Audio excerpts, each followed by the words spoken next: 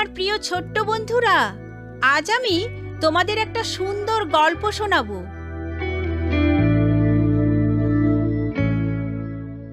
জীবন পথের পাঠশালা থেমে যাওয়া।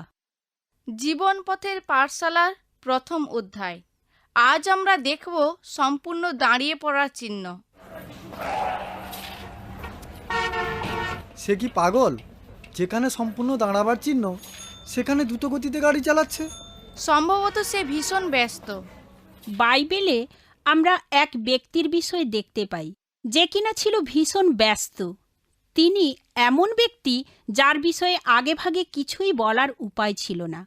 তার বিষয়ে সকলেই ছিল অত্যন্ত ভীত। খুনিসুলভ ধারণাবশে সে চলত।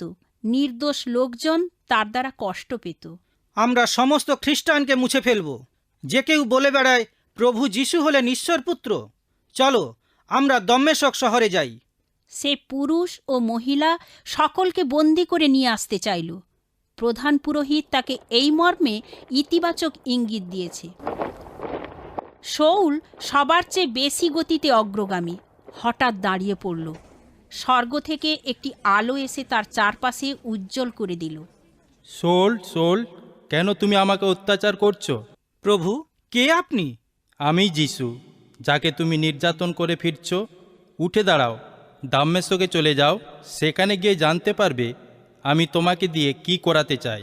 শৌলের সহপতিক যারা ছিলেন তারাও শব্দ শুনতে পেলেন, কিন্তু তারা কাউকে দেখতে পেলেন না। শৌল যখন উঠে দাঁড়ালেন তখন তিনি সম্পূর্ণ অন্ধ। তার সহকর্মীরা তাকে ধরে ধরে শহরে নিয়ে গেলেন। যিশু শৌলের গতি বন্ধ করে দিলেন। তিনি তখন বুঝতে পারলেন তার জীবনটা ভুল পথে পরিচালিত হচ্ছিল। তার ধারণা ছিল তিনি যিশুর পথে ছিলেন, কিন্তু তা আদৌ সত্য নয়। যিশুকে ব্যতীত আমরা জীবন পথে ঈশ্বরের বিরুদ্ধে চলেছি। এমন একটা পথে আমরা চলেছি যা আদৌ স্বর্গমুখী নয়। এটা একটা মারাত্মক পথ, আর সে কারণেই যিশু শৌলকে সম্পূর্ণ থামিয়ে দিলেন। তিনি ভুল পথে ধাবমানকারী লোকদের নিয়ত সত্যের পথে পরিচালনা করেন। আমি কখনোই আলো দেখতে পাইনি। ঈশ্বরের বিরতি চিহ্ন যে কোনো ব্যক্তিকে ভিন্ন পথে পরিচালনা করতে পারে, আর তা হতে পারে দৃষ্টান্তস্বরূপ দুর্ঘটনা, মারাত্মক অসুস্থতা। তোমার ক্ষেত্রে এমন কি ঘটেছিল? আমার বিরতি চিহ্ন ছিল একটা ধর্মীয় উপদেশ। ঈশ্বর লোকদের ব্যবহার করে থাকেন অন্য কারো ক্ষেত্রে বিরতি চিহ্ন হিসেবে কাজ করার জন্য। তারপরে শৌলের জীবনে কি হয়েছিল? তিনি স্বীকার করেছিলেন জীবনের ভুল পথে তিনি দৌড়চ্ছিলেন, আর তখন তিনি প্রার্থনা করলেন। ঘটনার 3 দিন পরে একজন তাকে দেখতে এলেন।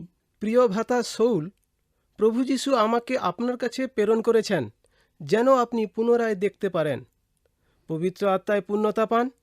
পবিত্র আত্মা আপনাকে শক্তি যোগাবেন জীবন পথে চলার জন্য। ঠিক সেই সময় শৌল পুনরায় দেখতে পেলেন। তারপর কি হলো? যে সময় শিষ্যদের তিনি হত্যা করতে চাইলেন, আজ তারাই হলেন তার সবচেয়ে ঘনিষ্ঠ বন্ধু, স্বজন, প্রিয়জন। আর তিনি বহু লোককে যিশুর পথে চালিয়েছেন ও সত্যের মুখোমুখি করেছেন। বাই বাই ছোট্ট বন্ধুরা, আমি অতসী। তোমাদের প্রশ্নের উত্তর পেতে চিঠি লেখো। অল ইন্ডিয়া মসি জামাত, পোস্টবক্স নম্বর 6079, West Patelnagar, new Delhi 110008, India.